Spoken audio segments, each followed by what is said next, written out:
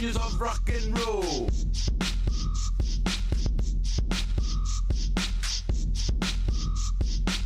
Mad genius of rock and roll. Save those channels. Well, hello and welcome to the Daily Atheist Morning Show. I am your host, the amazing Super Chris.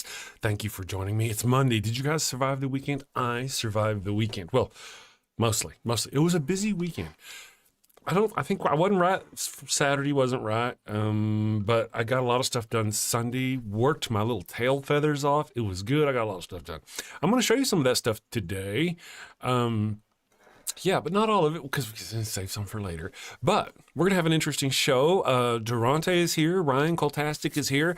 They've got stuff that we're going to talk about. Rion, you know, Darante was on the line last night. People in the chat are already talking about it, like he did something. I didn't get to see it. I knew he was on there, but I was doing other stuff, and I didn't get to see it. So I'm going to have to ask him the questions. We'll be back in just a minute, and we'll see what he had to say. Here's a new thing from Secular Rarity. We have a fundraiser coming up a week from today, I believe. Join us on March 31st at 5:30 p.m. Central Time as we launch Secularizing US, a brand new nonprofit organization dedicated to connecting and supporting atheists, humanists, and secular people.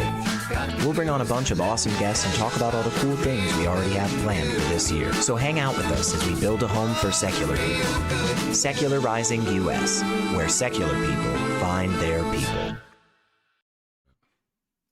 All right, and we are back. Let me go back over here and bring on Darante and Rion. Let's start with Darante and see, because Rion is technically doing things at the moment, doing technically things. Angelically doing technically things. Angelically. That's cool. The hair, Rion, is fantastic. At first I thought, what is going on? And then I thought, at first you had my curiosity. Now you have my attention. That is fantastic. I want to do that. I did some purple, some pinky, peachy, and also some like bright silver, but it's a little bit harder to see in this light. That is And I did my great. eyebrows, you guys. Did you really? What'd you do to them? I just made them trim them. not so wolfy. Yeah, they were wolfing. I see. They were really like, arr, arr, arr. Monobrow. Mine do that. The evil one threatens to trim them at night. You wake up to the clippers. Yeah. Yes. And you, Darante, how are you doing? Well, we started off with Rion. How are you doing, Darante? Oh man, I'm doing pretty good. Glad to be awake. Ah, One of those things. I see. Awakened. It sounds like you're, forgive me, but inconvenienced to be awake. Sure about that? Well, anybody who's like, could you still be asleep in a better world? You would, huh? Yeah. I don't blame you at all. I've been up since like 1:30 this morning. Oh man, Don't know why. Could not sleep. That's around the time that I actually fell asleep. Would have been about 1:30, 2:30 this morning. Yeah. I was like that until I hit like 40, 45. Yeah. I'm getting close to that. Getting close. You're like passing ships in the night.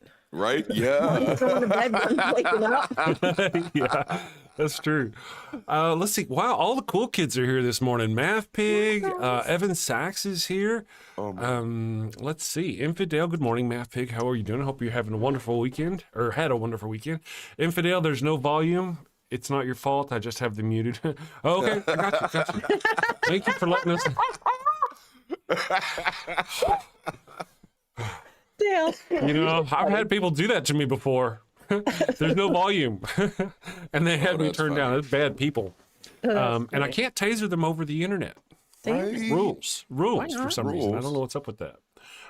Good morning, John Hudson. Spooky, of course. Obi Atheist is using the Force with her mind. Their mind. They cleared all the stuff off their front porch. Magically, according to them. That's what I saw. I heard them say it. Anyway, wind apparently helped. Oh man. Monty F. Onda Entertainment. Good morning. Okay. That's an interesting name. You make Monty beats, F. Onda Entertainment. I feel like he makes beats. Like I feel it in my spirit. I feel like If he that's what the doesn't- Lord is revealing to me right now that he Right. makes If he doesn't, he should. right. He should. I just want to hear the With a opening name of like the that. intro. Monty Yeah. F on that entertainment. Cha cha cha. Something like That's that. right. That's right. I need to rethink my cool because Not that smooth, Chris. I'm not nowhere near that smooth. I got to work on it. Good morning, Ember, Bogo, Bented, Monday on that beat. Yes, Morning, yes. Bented. Jesse Bear, where have you been? April 5th. That's right. April 5th, nationwide 50501 at every state capital. Thank you for doing that. You know what I'm going to do? Oh, thank you for the $2 super chat, Jesse Bear. I appreciate you. Let me go ahead and pin that, though. Finn, can I pin it? It's like, no. Is the 5th a Saturday? Is that what it is? No, I don't think it is. Is it? Let me look. Yeah. Is it? Yeah. Okay, that makes it easier. Good morning, everyone from Tampa Bay. To hell with everybody else, John. But Tampa Bay, you guys are all right, according to John. Good morning, John. Next weekend, okay. Let's see. Forced choke over the net. Good answer. Jesse Bear, yes, it is a Saturday. Okay, so why is that not letting me pin? Pin. Do it. Do It's it. not letting me do it. You can do it. I don't know. So the movie can happen. Let me come over here and I'll pin it over here. Get down. Where's my mouse? My computers. Tell us how you really The feel. computers Stormy. are rising up. Oh, they're rebelling. The rebellion They is are. real. Oh, It no. is. Oh, there we go. I can't pin. Why can't I pin a super chat? Anyway, I'm going to copy that and paste that. Boop, boop, get out of the way. Get out to the way, y'all. April 5th, nationwide. April Any 5th. links? I tell you what, if you'll just post it again, there you go. There you go. You're my hero. Look at you, Jesse. Thank you so much for making my life better. On the ball. On the Um, ball. Yes, yes. Awesome sauce. There we go. Good morning, Jason Freer. Thank you for joining us this morning. And Professor Pinkle. Nice to have you in the chat again this morning, Professor. Really throwing that word professor around. You Oh, know, yeah. there was Master Pastor and Master, what was it? Maverick? Oh, okay. Well, sort of, but yeah. Master Maverick, Master, you know, and I just noticed that the alliteration's being used. Good morning. Right, Professor yes. Pinkle. That's a great, mm-hmm. Nice to have you. Bart Ehrman, I don't think it's responsible history. Bart Ehrman, I don't think it's responsible history. Most are just going to laugh at it. I get exasperated by the mythicists arguing Jesus is a myth, is shooting yourself in the foot, not credible. And if you were to take that right there and alter it just a little bit, it could say, Richard Carrier, I don't think it's responsible history. Most are just going to laugh at it. I get exasperated by the non-mythicists arguing that Jesus was not a myth, is shooting yourself in the foot. It's not credible. I mean, I got one doctor over here, Bart Ehrman, and another doctor over here that, that says, I don't know what to believe.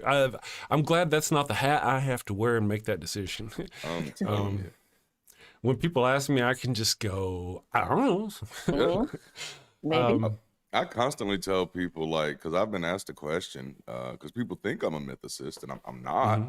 I'm an apathist. I don't care. I do not care at all. If this guy lived, what does it mean? Like, he didn't raise from the dead. He wasn't born of a virgin. He's not the son of God. Like, it doesn't matter. It's like asking me, did somebody named Mike live in the 90s who went to jail and was Yes. a mechanic? Yeah, At sure. best, he was like the Joseph Smith of his day. Yes, yes. He was real, but just, Yeah. at best. At best, Good morning, Sumami. How are you doing? Thank you for joining us.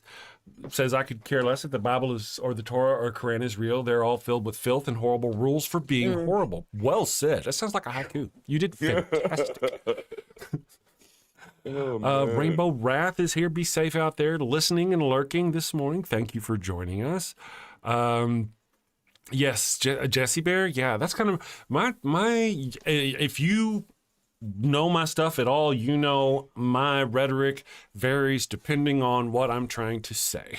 I don't really know if Jesus existed. If he existed, as mentioned, he was just some guy. But I will give them the benefit of the doubt. Yeah. And use that to further my rhetoric, whether, hey, he didn't die for your sins. Yeah. Sure, he was real, but he was crucified by the Romans, not sacrificed by the Jews. There's a difference, and let me show you the difference. Giving them the benefit of the doubt that he was real. He was captured. He was unalived. You know what I mean? But I don't believe all that. So that's kind of the deal. My views seem to change, but they don't really change. For me, it's almost like Arnold Schwarzenegger. Like he exists, right? Yes. Like he doesn't exist as that character in Total Recall, right? Like if I thought that was my friend and that was the person he was, like, I mean, I guess, but yes, you know what I'm saying? Like Jesus might have been real, but what is said about him is so not real. Right. Is he really real? And it's so odd because we don't do this with any other historical character. There are people who do not believe that Aristotle was real. There are people who do not believe that Plato existed. There is no one going to those people saying, you're shooting yourself in the foot over your credibility if you don't believe Aristotle was real. Like, because it's irrelevant. If somebody else doesn't believe that this old dead guy existed, it literally does nothing. So it's like no intelligent person makes that argument. It's still the same Jesus argument. You don't believe in my imaginary friend.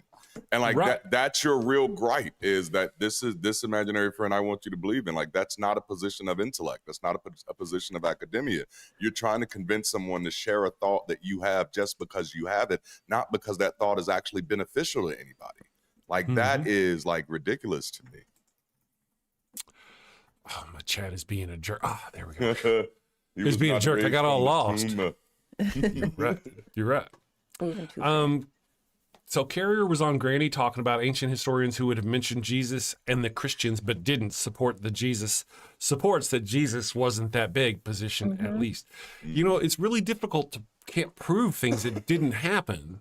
Evidence is absence of evidence. I think that's part of even the title. Doesn't necessarily mean, you know, but considering the claims that are made, yes, in the places they were allegedly made, you know, then it really should have, logically, there should be a lot written down.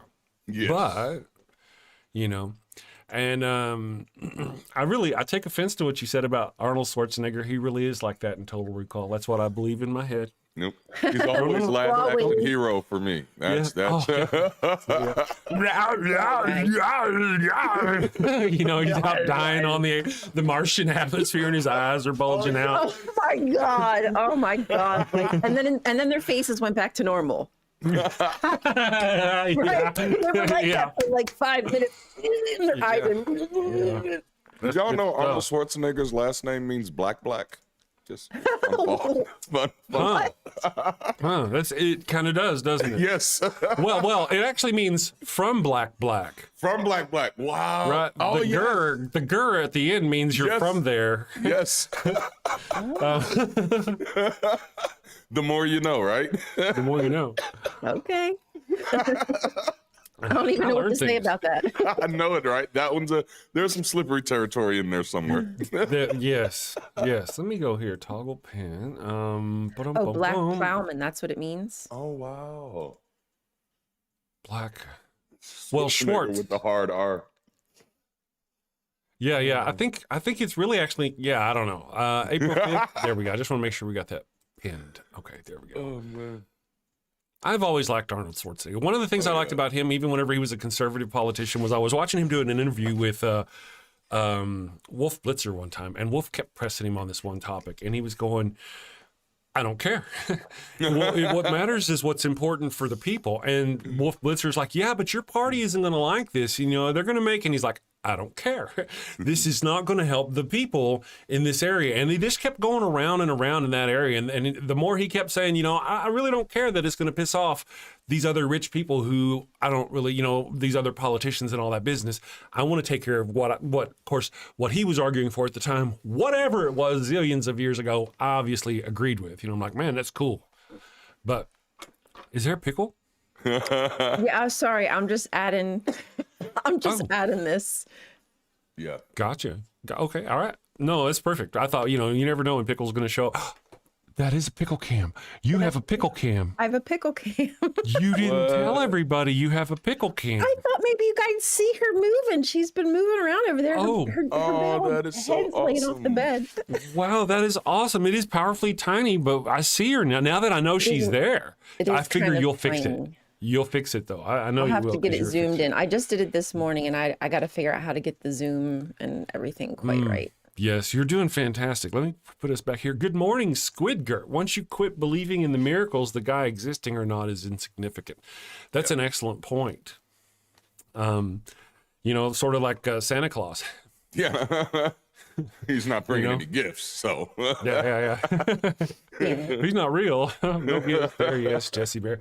I don't have, you know, the evil one is home, so I have no dogs with me. Oh. I'll have to go later and get, you know, go get Ollie or something and bring him in here. Let me go here and check our poll for the day. Let's see what time. Oh, we're doing great on time. Show me your poll. Not for free, lady. Not again. Did you say not again? You give me the coin first. I'm not going to fall for that one again. Right. I ain't no dummy. Fool me thrice. I mean, I'll gladly pay you Tuesday for. all right. Here we go. What is the dumbest biblical miracle that sounds totally fake? Is the question. I'm going to refresh L page. And then we'll see. All right, so we've got 70 votes. Wow. A lot of you people have nothing to do on a Monday morning. Get off Facebook. Go masturbate. Go walk. Go do something. Smash me. Get out of here. Get out of here. Anyway, 70 of you have voted so far. Number one, the first option was Jonah survived 3 days in a fish's belly. I mean, like, and breathed. You know, how do you breathe in a fish's belly for 3 days? Man. Moses parted the sea, and everyone just walked through. Now, are we talking about the Red Sea, or are we talking about the Reed Sea? That's right. That's right. That's Sea right. of Reeds. Yeah, and a good wind could have blown it, you know. And it could have- But let's just imagine. Can you imagine? They parted the sea, but you know how it is in a sea. Like you start walking across seabed, and that's going to be like I mean, just horrific. Your feet will get all in the mud because right? It's going to be nothing Yes. but like If you have animals and stuff too. wagons and yeah. Oh, seaweed and stuff. There would be at the shit bottom. tons of tracks and evidence down there from all because it's wet sand. About 2 million alleged people yeah. trekking across there, and they're all Aren't their there crap. like bogs, places like in I don't know, Ireland, Scotland, or whatever that had just preserved people because of the Oh, yeah. the wet condensed. Yeah. They have bogs. Actually, there's a bog-like place outside of Sodom and Gomorrah where if somebody falls, they will get calcified. If you know, if somebody, yes, and they suspect this may be, or it's either that, or there's these kind of natural formations that look like people out there. One or the other that lends to the backstory of Lot's wife. Yeah, like tar pits and stuff Yeah. like that. Yes, yep, some sort of thing. Squidgert, don't forget car plates. I saw a document called Jaw once. Oh, Jaws. A documentary. If Yeah, you're I don't from like to go out Japan, into the ocean because of that movie. smelling like a bunch of dead perch. Oh, awesome sauce. Good morning, Sapphic Hazard. Hey, look at you up all early. I forgot to go to the rest of them. Number 3, a talking donkey gave his rider a divine warning. I mean, seems legit. Jackasses talk all the time today. Right? They have microphones. Yes. Or none of the above. So apparently, you know, Moses and the none or all of the above. We have 15 comments. Let's somebody wants goats. Dr. It's good morning, Doctor. Our president is a graper and convict and traitor. Nice to have you with us today. I just kind of tacked on that little bit last year there at the end. Dyslexia Jones. It was Noah's Ark story when I was 7 in religious instruction. I laughed at and the nun hit me. Yep, that's all it took. Jeez. Nuns are mean, man. Mean? I would have hit him back. Right. Please don't hit me. My reflexes don't work like that. Right. My granny slapped me one time and I slapped her back. In my defense, it was my first time meeting her. I was like, don't hit me. You're stranger danger. I will hit you. Right? I don't know you. That's an interesting story. We're bound to want to hear on the show one of these days. Therapists are standing by. Oh, man. Parasophilus says, even a blue whale can't physically swallow anything much larger than a grapefruit. It's physically impossible for it to swallow a man. Interesting. Wow. I don't know what the qualifications are for blue, but I believe lots of things. That it wouldn't, even if they did, one of them did manage to swallow this individual. I mean, there's no air in there. None. No. There's no air in there. It's not how that works. Yeah, yeah. He would be dead very soon. And there's acid in there, isn't there? Like stomach acid? Well, yeah. Some kind of something. Yeah. Sure. He's going to get turned into poop is how that's going to work. Yes, he is.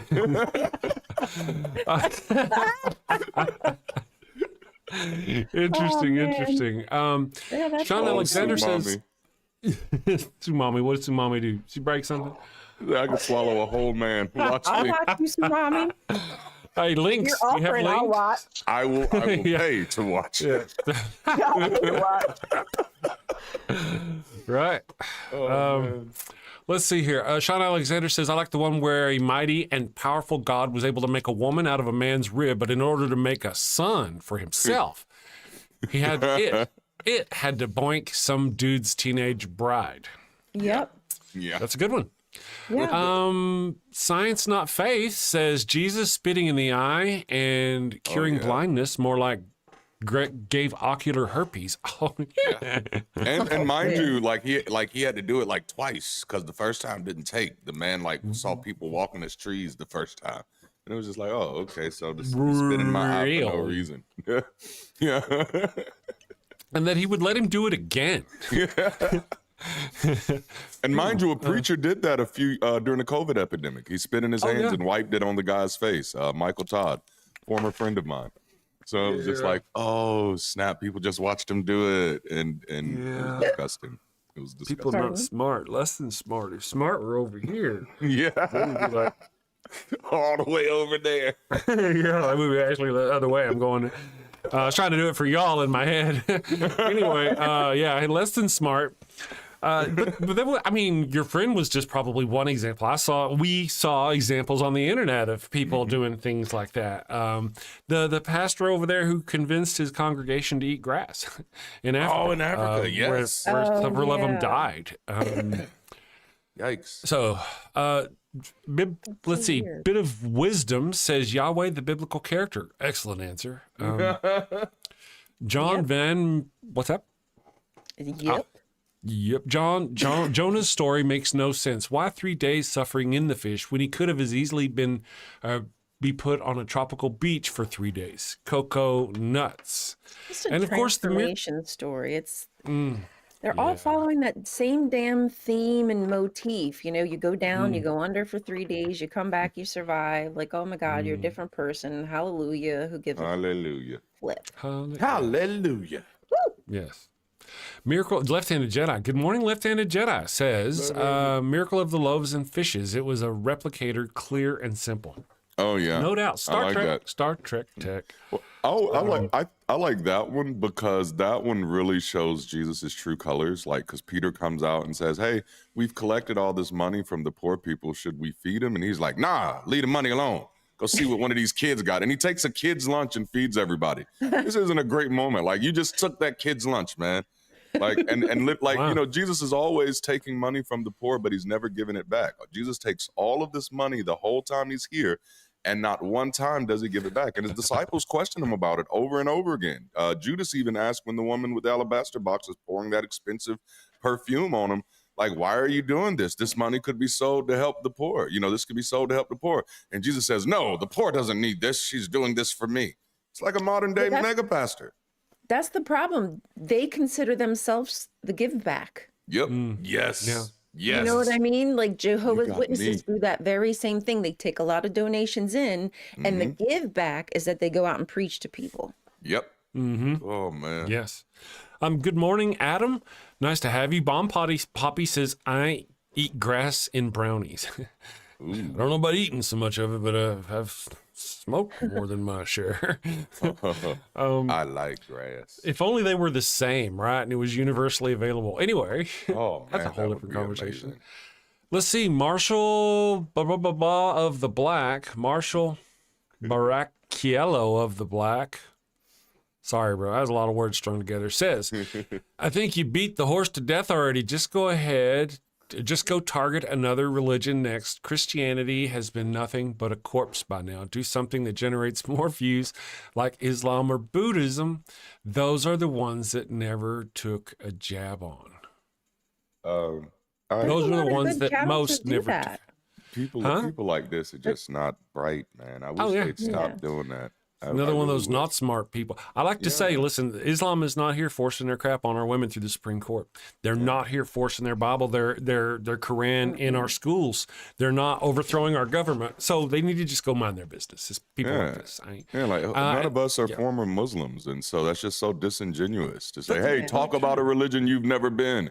Like, no, stop asking us to be stupid just because you are. Stop that. Stop that. Hashtag truth. But I watched is it Apostate Prophet? Yeah.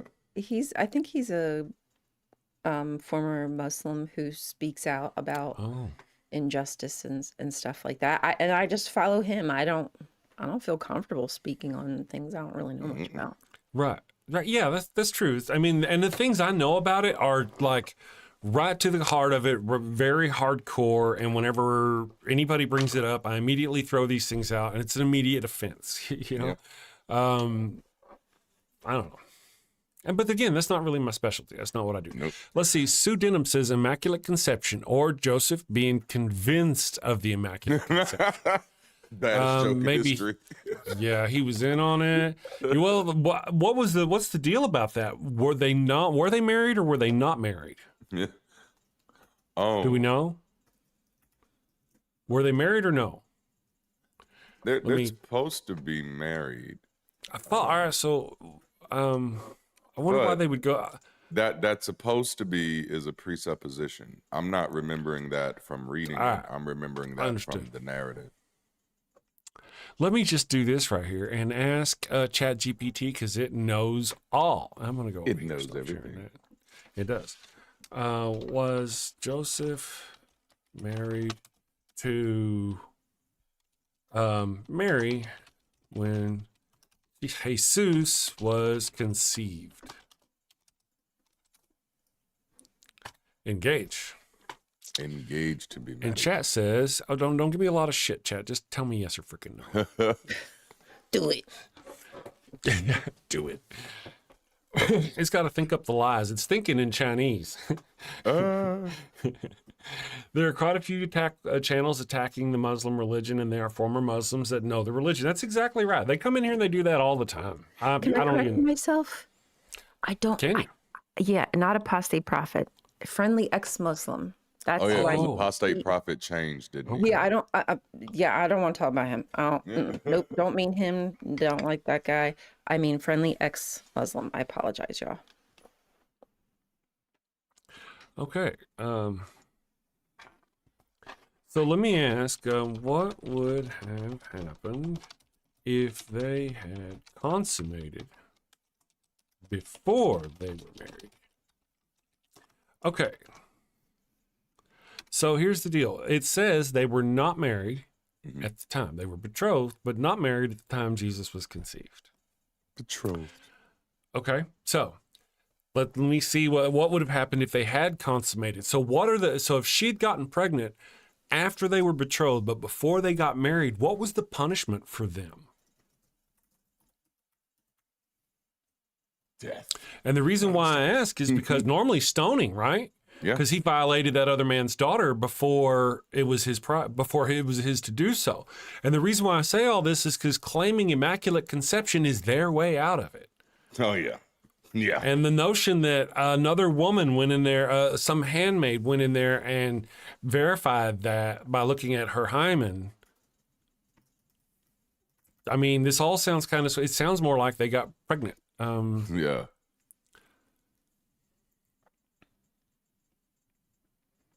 pregnancy. Yeah.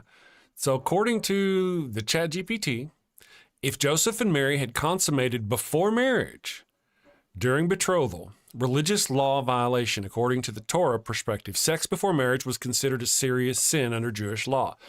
If a betrothed woman had sex with a man other than her betrothed, why is it telling us that? It was considered adultery, punishable by stoning to death. If it was her betrothed, it was still improper because the marriage wasn't yet finalized. It would have been scandalous, though not necessarily punishable by death. In a small honor-shame society like the first century Judea, pregnancy before official marriage would bring deep shame on both families.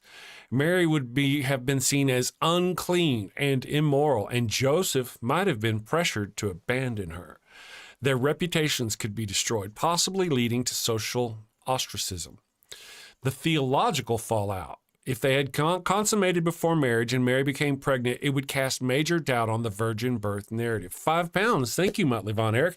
Says, see how one little lie gets out of hand and causes drama? That's right. Exactly right. The claim that Jesus was conceived by the Holy Spirit, not by human means, hinges entirely on Mary being a virgin at the time of conception. In other words, if Joseph had sex with Mary before marriage, the story of the virgin birth falls apart, and so would a core tenet of Christian theology.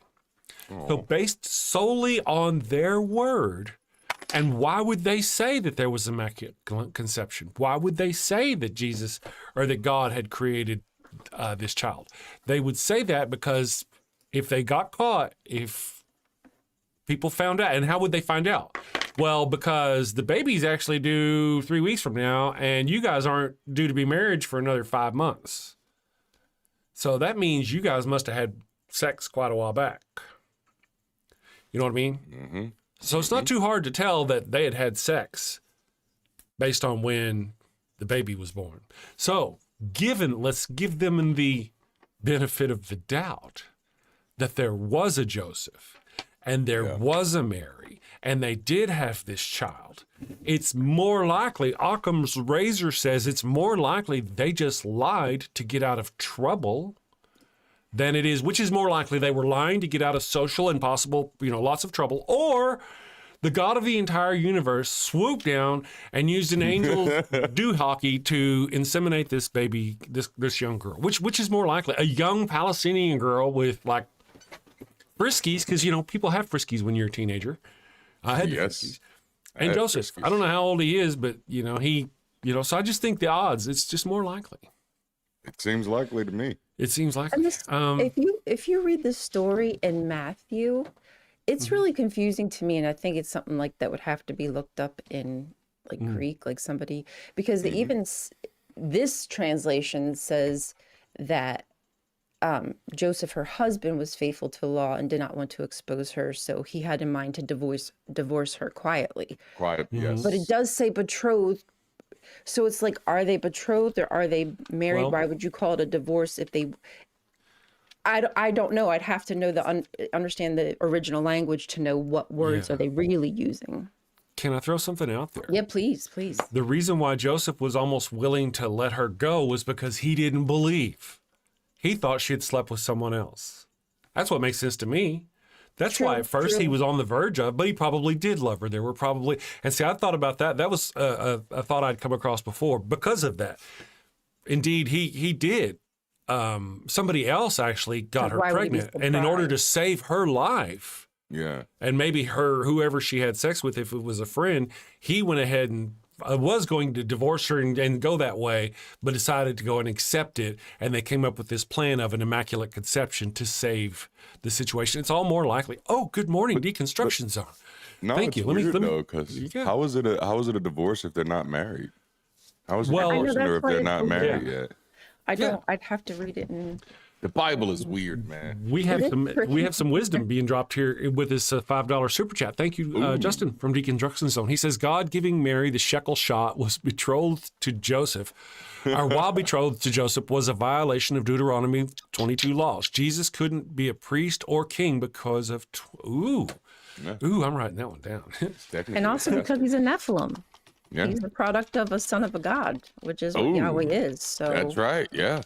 Well, he's messed up all the ways. He is. Right. Well, you know, in my video about how Jesus was not a sacrifice, he was an execution, they often talk, you know, one of the things, you have to have a priest in a proper sacrifice. You have to have ritual, you have to have an altar, you have to have all these things. And oftentimes apologists will claim that Jesus was his own priest. But if Deuteronomy, because of Deuteronomy 23:2, Jesus could not be a priest. I want to go look that up, you know, because that kind of blows even more of their thing out of the water. That's interesting. Thank you for that, Justin, and the super chat. Nice to have you here this morning. Yes. I sent you hate mail, but I suspect you're just like us and very busy with the hate mail. Lots of mail coming out your ears. When you get a chance, I'd love to Yeah, I've popped come into hang his out with you. lives, but it's so like you're not gonna see me. You're not gonna see me like, hi, hello, I know you.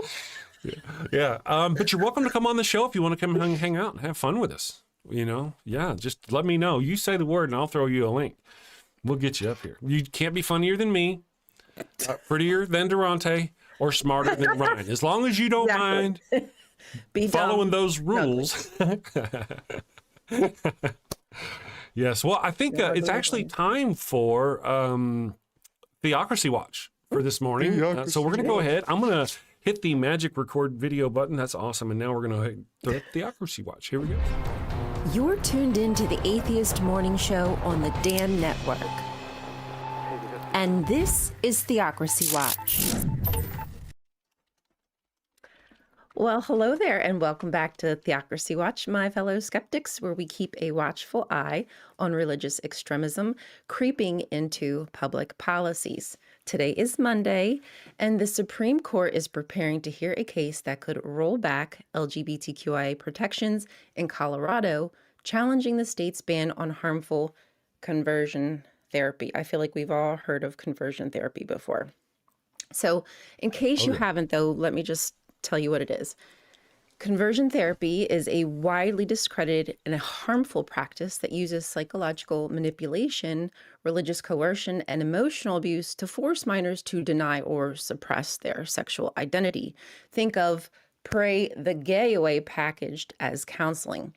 Colorado had only banned conversion therapy back in 2019, but now Kaylee Childs, a licensed Christian therapist who condones conversion therapy, argues that the ban violates therapists' freedom of speech.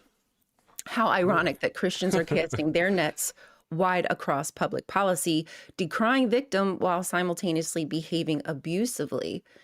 Christian nationalists scream free speech so therapists can harm children psychologically, yet on the other hand, deny trans youth and their parents their freedom to access gender-affirming care or their freedom to speak about LGBTQIA issues or just be the person they are. So apparently when it comes to parental rights, it only matters when a parent is conservative and has Christian standards, which is, you know, biased and offers no consistency. Right. Conversion therapy isn't therapy. It's trauma that has been proven ineffective and damaging. And it also increases rates of depression, anxiety, and suicidal ideation among youth. And you can't say that you protect children while you're like pushing these harmful practices that have been equated to psychological warfare. Right. Colorado's ban was a critical step toward protecting vulnerable children from a practice condemned as psychological abuse. And now to see this therapy on the rise in states like Colorado is alarming. If the decision is overturned, the floodgates could open. States could be emboldened by this decision and could follow suit, repealing similar protections and rebranding trauma as treatment. Vulnerable children could again be subjected to harmful ideology masked as care because a therapist's right to impose religion would matter more than a child's right to expression and to survive. If Christian conservatives truly cared about protecting children, they'd listen to science and end this abusive practice nationwide. How embarrassing this is even a conversation held under the guise of freedom. So make sure you get involved. Go ahead. They've proven over and over and over again that they don't care about children. Over and over, whether, this same group of people, whether it's about guns, about vaccines, about education, they've proven handily several times. They claim, but the actions prove differently. So that's why we have to get involved. We have to get loud. And please do not forget to stay curious. Absolutely. Thank you for that. Yeah. Let me ask, because I don't have any kids in school at this time or any of that. But have either of you, maybe Darante, you've got a lot of kids. Have you had any kind of religious enforcement on your kids in their schools? You're down in Alabama, so. Well, my kids are a little different, so no, not as of yet. Just ignore it. Yeah, like they really do. They've been like that since they were younger. I have two that go to school from home and two that actually go to private school. And the private school that two of them go to is a religious school, but they don't mess with my boys because they're pretty vocal about where they stand. And yeah, but and for the most part, it's a non-battle because the majority of the other students are believers. And so it's easier for them just not to participate. And it's not that big of a deal because they're such a minority. So when everybody else is doing the moment of prayer or whatever, and they just don't, then nobody really says anything because they're the minority. And that's not even just in the private schools. That's in many of the public schools in this county. Really? Yeah. Let's see here. Muttley Von Erich says at the Damn Network, a lot of kids, you make it sound like Darante lives in a shoe. Right. Hey man, it's not my fault he ain't got no TV. Man, oh man. How many you got? Four, right? Not Yep, one or two or three, but four two children. girls. Yeah, Yes. yeah, that's awesome. That's a handful. Quite a legacy you've got there. How many youngins do you have, Ryan? Three. Three and one addition. I got a special edition child. There you go. That's awesome. Yeah. Paid extra for those. That's I have one adopted and one and the daughter, the girl, which I've just the evil ones spawn. So, oh man. And then dogs. I got more dogs than I got anything. Jesse Bear says, my kids are in public school and we haven't had that issue, but I know other districts near us have had issues with fights to push creation in science classes. So I was I was kind of curious about how.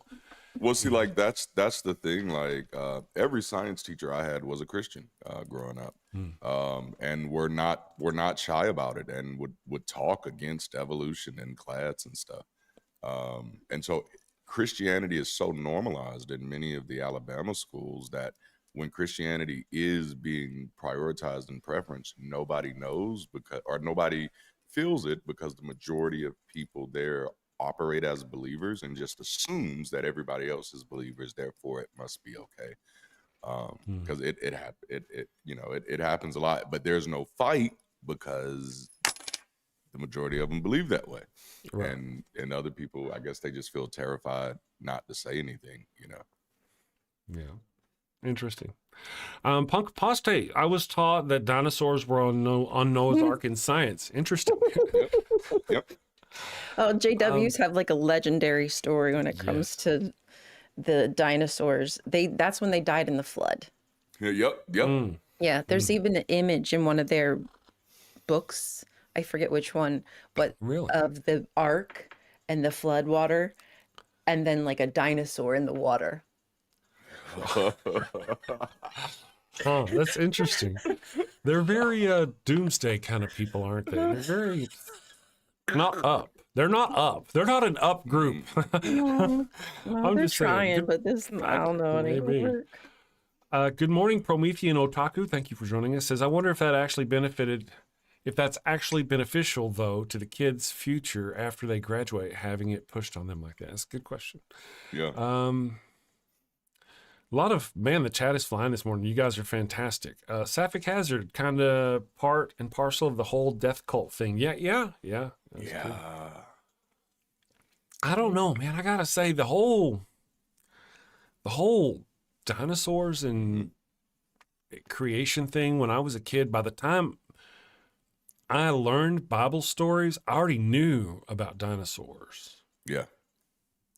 So I just kind of had to go, how can these both be the same? I'm like, well, okay, I don't really have to, I don't know how they're the same. I don't care.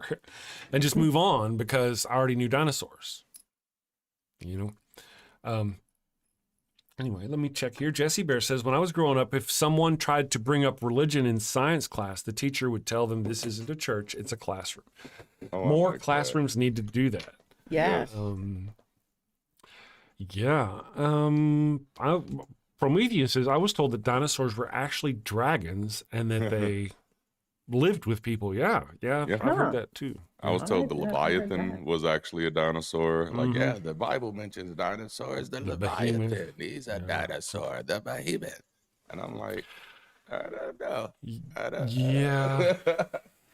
Well, you know, that could have been anything. Now that we know the animals we have on the world, it could have been anything. And these are desert dwellers. Yeah. Could have been anything. It could have been dinosaurs even live in desert areas. I don't think I've ever seen a dinosaur in the desert in any of the Jurassic Parks. It was never desert. That's right. That's a good point. All right. You know, I'd be like, what are you doing here? Yeah. All right, let me ask you real quick, man. So you were on the line last night. How'd that go? Lots of people in the chat said you had you were doing kicking names and taking ass. I'm so mad I missed it. I'm so sorry. You know what was funny is my wife and I were sitting together Saturday, making plans for our Sunday show, and then she was like, "You're supposed to be on the line tomorrow," and I was like, "No, I don't think so." And she was like, "Yeah, I'm looking at the video now." And so that's how I was like, oh snap, like yikes. But no, it was great. It was Forrest and I on there. We had a lot of weird calls. I think I did a lot of cussing in the beginning. I calmed down by the end. I don't like people wasting my time, man. And then like this I can't remember if it was Austin or James. It could have been both of them. But oh my god, y'all already know how I am when it comes to talking to people who are not that bright in the first place. You know what I'm saying? It's not a fun game for me. It takes effort on your part. I've seen it. Yeah, it's mentally exhausting, man. And they and you know, talking to people who have that Dunning-Kruger fully engaged, and that's what you get a lot over there. Is a lot of people calling who think they know something without actually doing the work to actually know. And it's very easy to kind of pull their stuff apart. But no, I think we had a lot of fun last night. I actually enjoyed being on with Forrest. He and I, we vibe off each other really good. Oh, I can't remember how the calls go though. Man. There was Bomb Poppy says there was that caller. Do I get to talk now? Like he just kept saying it. He kept interrupting Forrest, kept interrupting me, and I was like, oh, I will. Oh, shut up!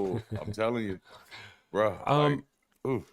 Yeah, I got to be honest. Being interrupted is one of my pet peeves. Yes. I try not to do it to other people, although it does happen. Other people do it to me, and I don't snap and hurt anybody. But if they do it often enough, I will eventually. Yes. And that's one of my things. I'm like, oh, did you just interrupt me, soldier? Yes.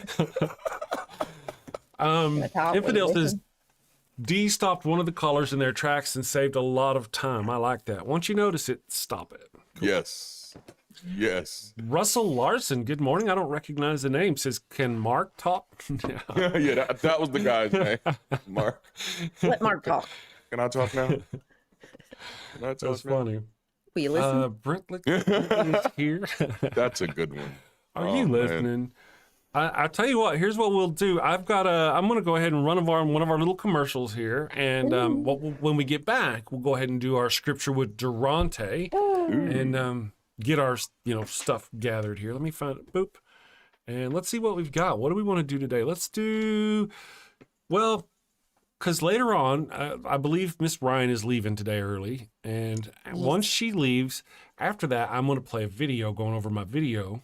Ooh. And it's I'll watch about it in the Trump. car.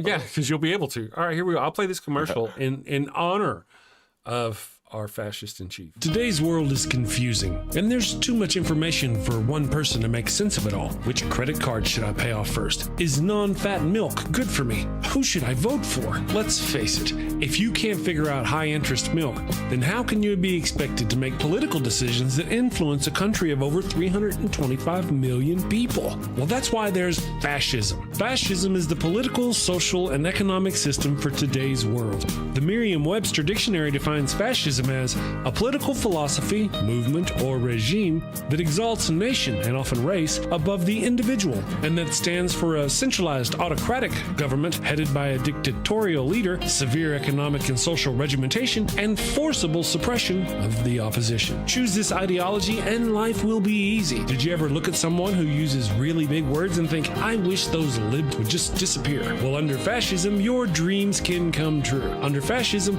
you won't have to worry about the pesky little things like brown people or atheists, or who in your country is entitled to basic human rights and who is not. Hint, hint, the answer is nobody. Yes, friends, this truly is the final solution you've been looking for. And if you're concerned if this form of authoritarianism will be up to your high standards, don't worry. American fascism will be the best fascism in the world because it's been endorsed by Jesus. So go out and destroy freedom and democracy by getting fascism today. Paid for by the Fascio-Conservative Party, formerly known as the GOP.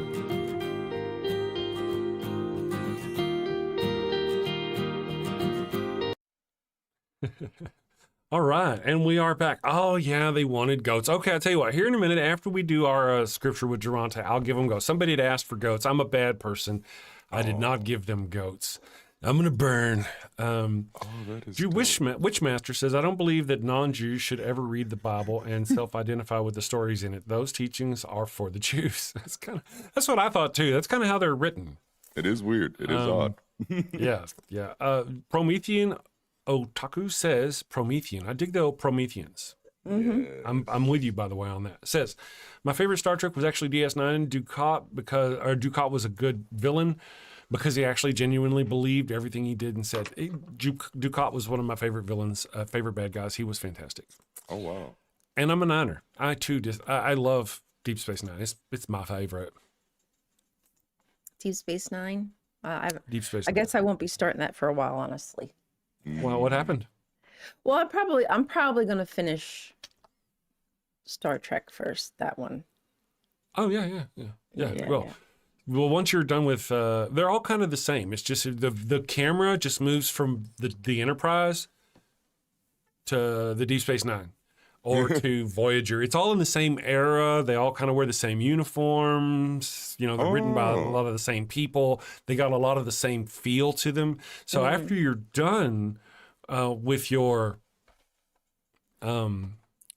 Star Trek The Next Generation, and you've not had any for a couple of days, and you're fiending, and you're sitting around going, I need some Star Trek.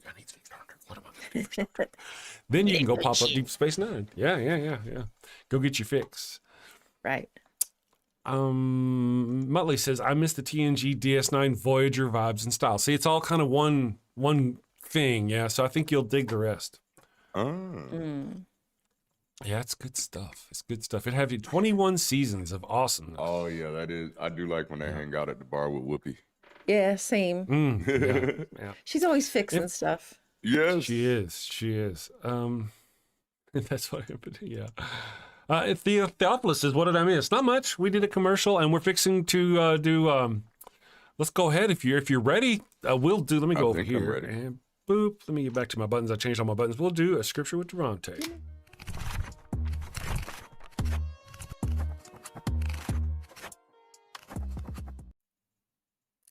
I saw heaven standing open, and there before me was a white horse, whose rider is called Faithful and True.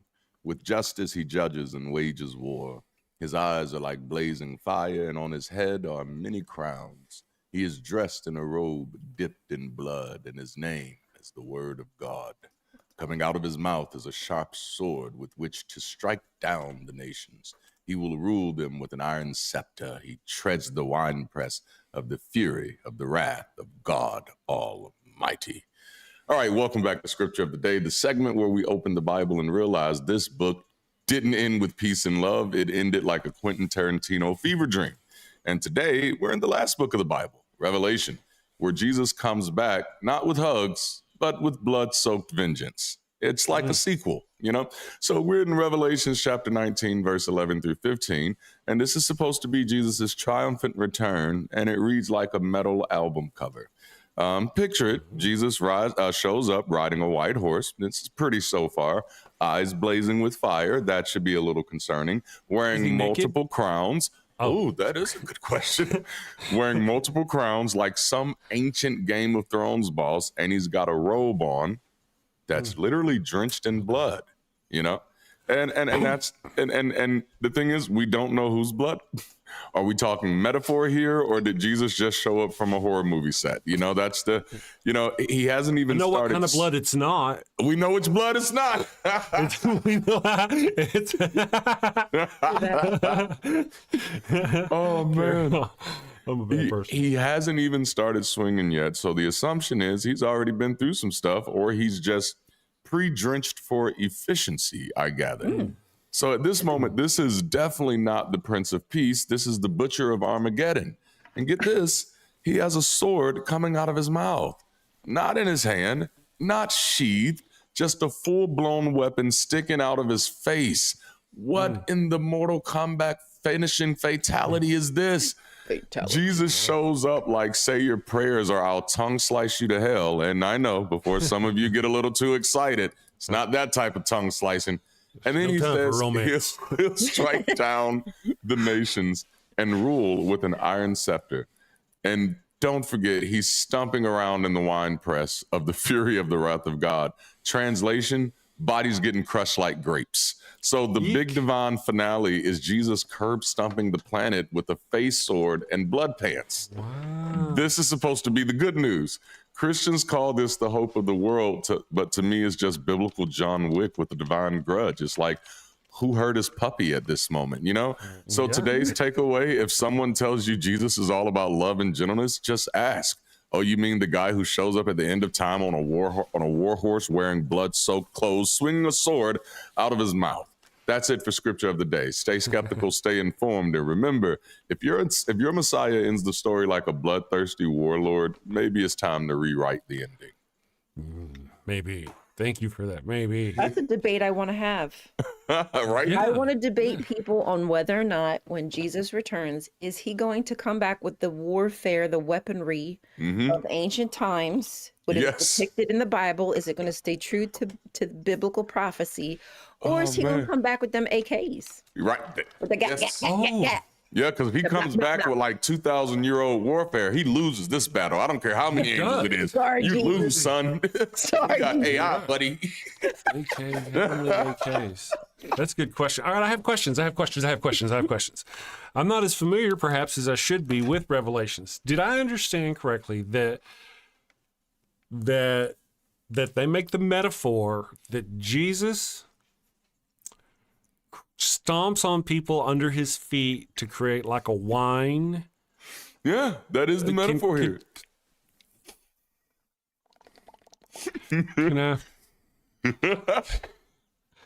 There's this evil god monster of Abraham thing I've been working on for a while now.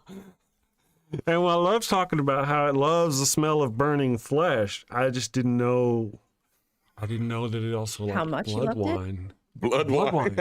It's got its own version of blood wine that it stomps out of human.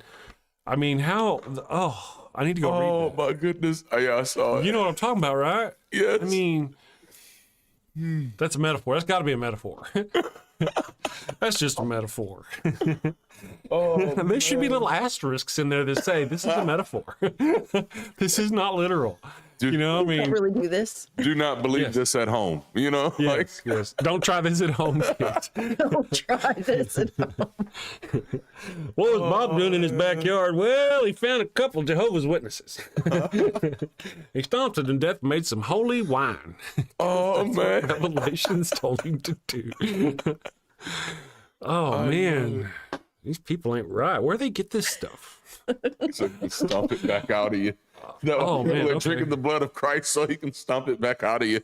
He got to get you pumped. He got to get you plumped with his blood so he can stomp you out. You know these visions. If you guys have ever played Doom, oh man, have you ever played Doom? The visions of hell in Doom, where there's like it's all red. There's just blood is like the walls. It's just everywhere. It's just That's what heaven sounds like. It sounds horrific when you it does. when you read like, that part of it, you know. And what was God sitting on his throne, and under the throne are all the people that somehow were wronged, if I remember right, and they're waiting to get in heaven. And every time you look under there, it says, "Holy, holy heaven, revenge us," or some business like that. It's I'd be like, I think I'm in the wrong line. If I'm in the line, place. like, I don't think this is what I signed up for. That's right. Anyway, wow. Thank you for Scripture with Darante. Yeah. That was both enlightening and traumatic. Yes, very traumatizing. Well, you know, like that was like I had been an atheist probably for like 6 or 7 years before I realized like, ooh, I need to be vocal. And it took me a few more years to actually get vocal. But it was reading a book by Sam Harris, Letter to a Christian Nation, where he mentions that if a comet was coming to destroy the planet, you know, that there's a large segment of the U.S. population who would believe it was Jesus and would be praying and be like, oh, this is God coming back. Wormwood. And when I read that, I was like, oh, no, he's not wrong. Like, you know, it's funny. It's a joke at first. And I'm like, but no, people would really believe that. But then I took it a step further and I said, no, let's say if this was true, if this Jesus was coming back to destroy half of humanity, Christians would sign up to help. And that should be alarming, that we know we have that many people on this planet who, if something was coming here to destroy humanity, that they would willingly sign up to help it. Like that was like, oh yeah, we can't treat this like this is just passive. This is dangerous. Yes. This is actually dangerous. Yes. Yeah. I dropped a video once. I still have it probably on my other channel. And it was talking about, I think it was talking about how if you're going to be part of the people left on earth who are working for God in the middle of Revelations, it's going to be your job to go around and unalive everybody who is not. And, you know, in Revelations, I always thought about it as a kid when I was reading it, as like, we'll be going around killing demons and stuff like that. As you get older, you realize this is not demons. This is just people who don't believe. Yes. And they're children. Yes. You know, regardless of circumstances, armed or unarmed. Yeah. You know what I mean? And so I made this video talking about, just imagine now you're one of the survivors and you're a good holy Christian and you're worshiping your God, and you and your buddies from church are going from house to house, unaliving non-believers, and you walk in and you hear this as this machine goes off. But the bullets don't hurt you because you are a soldier of the Lord. So once he runs out of ammo, you run over there and the sword goes up and the sword comes down and you unalive this person to the sounds of the screams of his family. Wow. And then when you're done with him, you move on to his children. You don't realize that this is the promise. This is the vision. This is what's going to be happening. And these people, oh yes, I can't wait for this to happen. Yep.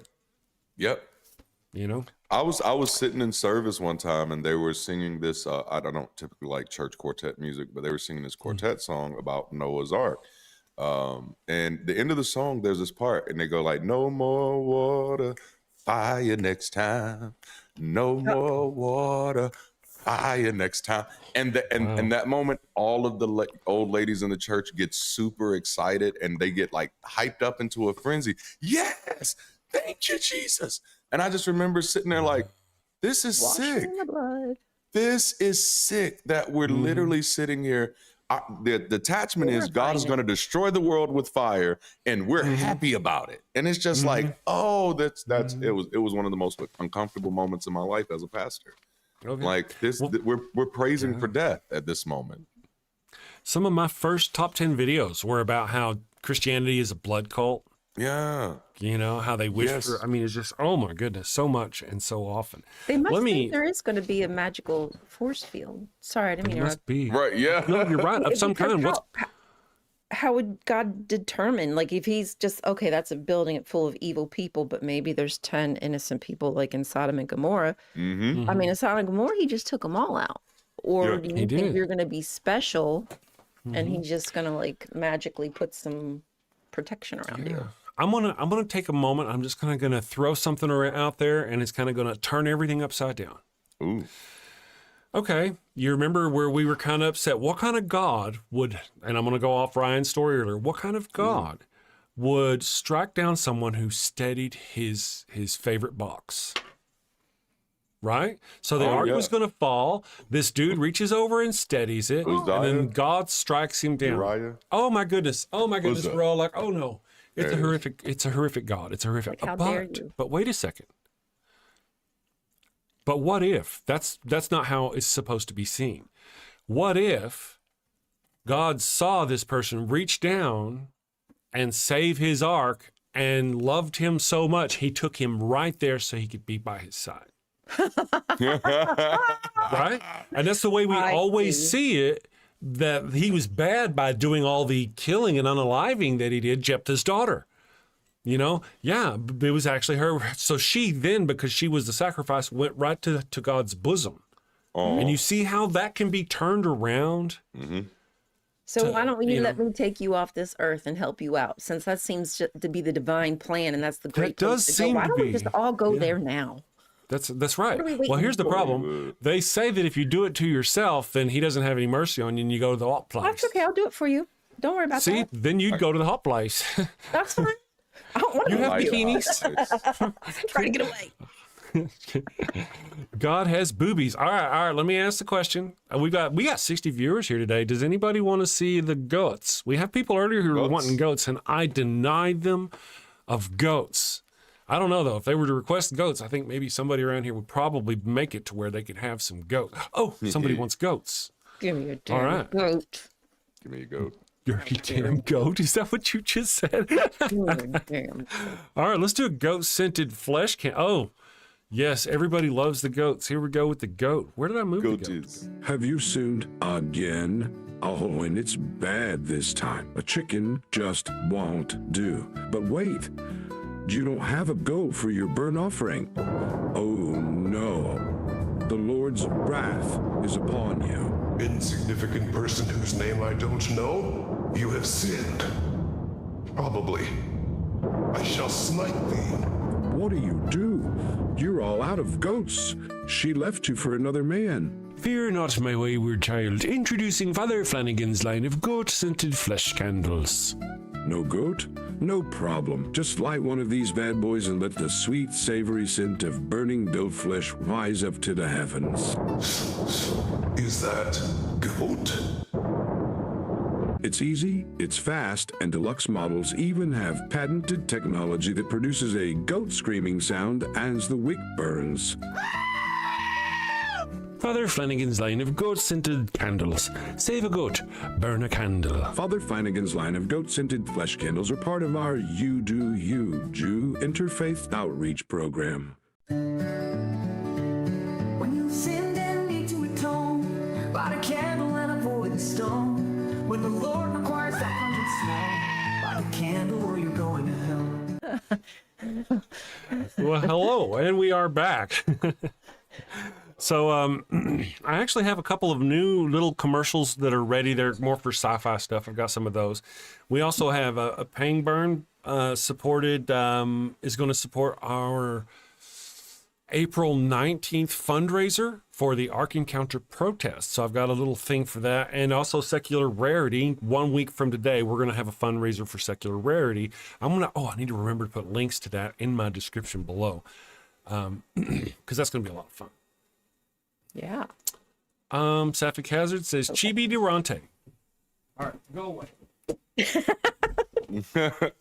my noodle, the shark. Shark? Robot. It's a robot. Oh, you're right. Okay. Attacked by a shark. I am so confused now. I know. It's like. So all right, so I will go there. We had a we got a robot vacuum a long time ago, and it's from the Xiaomi company. Xiaomi, and the wife thought I was saying chow mein, so we just started calling the thing noodle. So I was wondering how we were going to get back to noodle. Yeah. Okay, so then we started using it as a verb. Did you run noodle or did you noodle or something like that? Noodle. And eventually noodle died. and we got a new one, but it was a different brand. It was from Shark. So it's taken a little while to get used to calling Shark. So we Shark Noodle, you know. So now you know everything. Now you understand this. Now we understand. That's First cute. world problems. Right? You know, when my dad, it was me and my twin brother, and my dad would be like, Marty, Donnie, whatever your name is. Yes. You are. Because we actually had 5 brothers. But yeah, Oh, wow. I do that with my robot vacuum. I definitely do that with the kids. We have one, but we can't run it for fear of, maybe it would run over an accident of pickles or something. That would be my greatest fear, to wake up and there's just smear. Yeah. Well, that had happened a time or two with Noodle. It hasn't happened with our newest because all our dogs are older now. And we got Ollie, I think he's probably like a year, just a little over a year and a half, maybe something like that. And he was already house trained and has just been a perfect puppy dog. So we haven't had any of those problems. Oh. The worst problem is that his little furry hair gets grown out so much that the poop don't fall far enough away from him. So you got to trim up his little hygiene area, or else he'll be bringing it back in the house. Yikes. You're like, look what I got for you. Man. I'm like, my pillow, dude? Really? My pillow? Really? Oh, no. My pillow. That explains the smell. There's a OBS. Johnny Depp joke in there. There's a Johnny Depp joke in there. Yeah, there is. Yeah, Amber, if you're watching, sorry. Amber Heard, you know how it is. Amber Heard dropped a turd. It's just Johnny Depp's story, though. Yeah, and it's a true story. According to Johnny. Let's go here. I want to go because we did have Jessie Bear. Anytime Jessie Bear asks, I always gotta come here, little buddy. Do you want to come up here and say hi to everybody? Here's for those of you who don't know, this is Ollie. He's our computer engineer on the show. He takes care of all the graphics. He's our Ollie Bear. Hi, little buddy. Look at that. We got a custom yawn. So that's too. awesome. I think it's a toy dog. He's not real. He's not real. I keep getting advertisements for fake robo dogs. And I'm like, what is happening?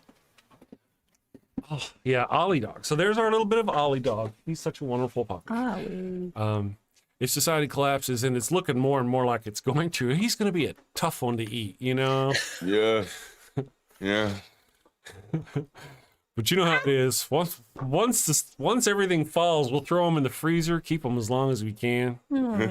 Meat'll be scarce.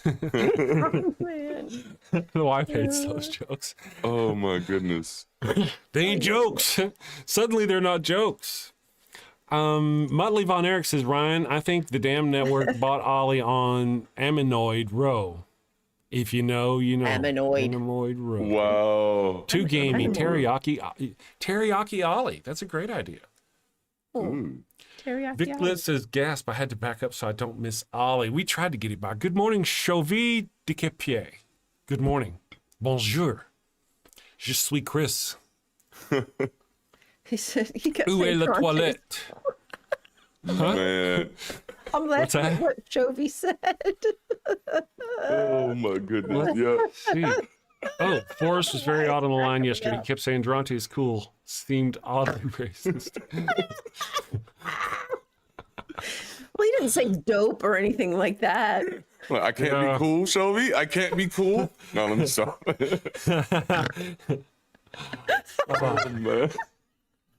Oh man, that's awesome. Oh, man. Does Forrest hate pets for real? No, he does not hate pets. He does not. Don't tell me that. I don't want to know if he does. Right? But I'd love to have him on the show. Oh yeah, So we should get him on the show. Man. He's really cool. He'd probably be fun to have just a nice, fun show without having to yell at Christians, you know? Yes. Like, you got a show coming up, like, oh man, I got to yell at Christians again today. Let's see. Did somebody snort? Yes, she did. Not Let's see. He hates capitalism. I too do not. I am not a fan of capitalism. Yeah. Well, let's see. Cats specifically. So I could kind of get away with that. I'm not a big cat fan myself. They're okay. Whiskers get caught in my teeth. I don't really. That's the problem. Cats have And I say, amazing once you get a cat personalities. whisker caught under your bridge, I mean, it Any shocks kind of every time. whisker is uncomfortable. This is true. This is true. Those aren't called whiskers. Bill Castle, Darante is too cool for coolness. That's right. Oh man, I appreciate Yeah, see, that. I really like Forrest. We need to get him on the show. Yes. I think he's against having pets. Yeah. The apocalypse is supposed to be 2,000 years ago. Yeah, that's what they said. That was what I was told. That's what I've been waiting on. Against being pet. Ooh, maybe. Oh, he might be against being pet. Yeah, I can see that. Yeah, Oh. He's against petting. You know what I'm saying? Not pets petting. He's against petting. They didn't let him finish the sentence. Oh. Well, at least there wasn't any grooming going on. Right? It wasn't a religious stream. Ember says, Chris, I'll have to show you the interview I did with Forrest from my Comic-Con. He's super happy when he doesn't have to fight fools. Oh, well, he wouldn't have to fight with me. But he'd have to engage with me. Oh, Amber, you did a Comic-Con like that. Oh, That's man. awesome. That is super duper awesome. Parasophilus says, go I'm to a a proud, Comic-Con. childless cat lady. I have 2 currently. Awesome. Ooh. Chovy says, brain rot, atheism. That's my favorite kind. Yeah. That's the only kind I have. Yeah. Oh, man. It tingles. It tingles. Chovy sounds if like I he has do a it. chubby for atheist. That's what it sounds like. That's all right. That ain't right. Victor says my kitty is special cuddle buddy. Yes. Sumami. Let's see why. Because we bro. The only thing I don't like about cats is how they disappear for 2 days and all of a sudden pop out of nowhere like they traveled through a dimension. Cats are interesting creatures. They are. Yes. They're The okay. Egyptians I don't- damn near worshiped him. I don't, you know, they one of the things is like, and this is my understanding, if your cat died in ancient Egypt, you would shave off your eyebrows as a sign of mourning. Oh. And there's something you couldn't do, or you were in mourning until they grew back or something like that. Yeah, they really took their cats seriously. Very seriously. Yeah. Yes. That's cool. Atheism is sadly hedonistic. Yes. Yes. Have you What's seen sad my about hedonism? OnlyFans? I know. I've never seen a sad hedonist in my life. I have not seen a hedonist imposing his crap on anybody. No. You know? Sad Have witch hedonism. trials with All of hedonists. that sex and food and drinks and shit. I know. Just sounds like a cruise. You're so sad over there. Yeah, yes, I am. AR says, I'm getting such a morning chovy right now. Yes. If it starts to drip, there's a problem. My Chovy is swelling. The compassionate apostate is here. Good morning. Says, I'm an atheist and I do volunteer. Sit your ass down. Oh, yeah. I love it. Sit your ass down. I love It's it. like a little game. They'll say things. They'll keep saying things until they cross the line. They'll keep trying to dance up to the line of hate, and then they'll step over it. And then one of my mods will mod them out. And they'll be like, "What is this? An echo chamber?" We go through it all the time. All the time. Yes. I never see Chris feed his dogs. You know, we actually, I'm a slacker. We've got behind the scene footage of us giving them pup cups and all that business. We've recorded that. I don't put it up for some reason. Mine has to fend for himself. Slacker. Let's see. I had a cat disappear. Yeah, cats disappear all the time. Half the time they come back either pregnant or got somebody pregnant. It's a, Dang. you know, dogs, I guess. They do. That type of mission, huh? I would guess. Yeah. Like that. Sneakily. Like that. Just because you don't see somebody do something doesn't mean they aren't doing it. Most of us masturbate. This is so Some of us true. do it I live. remember a science teacher, one of my science teachers in like 6th or 7th grade. I'm telling you, I was like 13 or 14 or 15. So I don't know where I was, you know. But this science teacher was like, 97% of the people masturbate. The other 3% lie about not masturbating.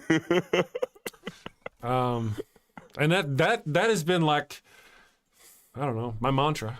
Right? Yeah. Like, hey, Another one is like, hey, if God didn't want me to do it, he wouldn't have put the hands perfectly at the right Like, length, at the right size. everything works perfect there. Everything, right? It's totally Man. jellical. Bomb Poppy is not being jellical. That's understandable. It's expected. Chovy. Oh, Yes. man. A day without chovy is like a day without rectal blisters. You know, I was thinking, wasn't there a part in the Bible where that's what God gave somebody was blisters, specifically of the genitals or some business? Oh, yeah, the hemorrhoids. Yes. Yeah. He does that. I'm just there's just not any really decent examples in the Bible of God going, you know, I think compromise and discussion and talk will be the best solution. You know, or let me educate you as to why you should. No. It's none of that business. No. It's always, what, you're unhappy because you're in the desert and you don't like the food I'm dropping on the ground every day that rots by the end of the day. Okay, let me send snakes because that will make things better. Oh man, Chris, the non-porn industry is 172 billion a year. Somebody is watching it. Oh, Chris, the porn industry. Oh yes. Yep. Yeah. Oh yeah, no doubt. Oh yeah, like Yes, I was mad when Christians shot Larry Flint. Like I was seriously mad. I saw the story. Oh, Like, I watched the movie. I forgot about I was that. like, how dare you? But actually, I really was mad because I was like, whoa, that's not Christian. You shoot a man because of this? Like, yikes. But yeah, it's weird, because apparently this is a habit. Christians, they like to take people out who evidence a lifestyle differently than theirs. But man, Hustler was amazing. Why would you do this? I was a fan. Yes, I was definitely a fan. You know? I found it in the back of my uncle's shoebox or something, and it was like, oh, what are those? Yes. Yes, that's right. Yes, that's right. I remember my first experience. I was very young too. I was like, "What is this?" Yes. Really? And it wasn't a good magazine. It had young people in it. Oh, really? Wow, that was yikes. Oh, so you got it? Wow. Yes. Yeah, I did. I was like, "What is this?" What the hell? That's my age. Yeah, like what the hell? Oh. Yeah. No. Hustler. That was my thing as a kid. Hustler. Yes. A couple of hustlers and a clean sock. Man. Oh man. There were all these jokes about I'm kidding. yeah. Sears catalog. I tell you, back in the day, the Sears catalog, some of them, Oh man. what was that other one? The other one was it was National Geographic. That was a big one, man. That was. It was.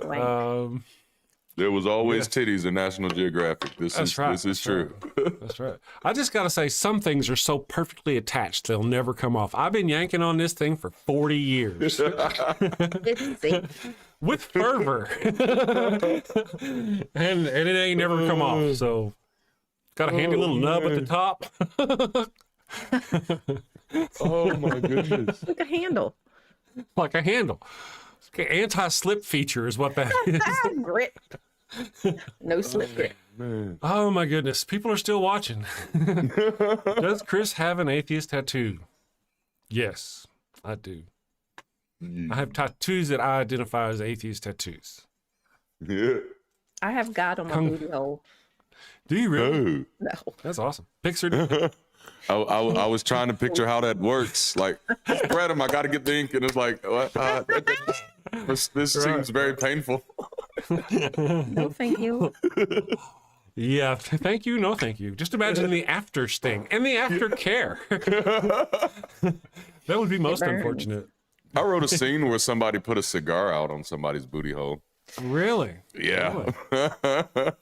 Was this like a romantic endeavor, or It was not. It was like a mafia boss scene. Oh, Was there okay. a I don't safe judge word kinks. involved? Yeah. I don't judge kinks.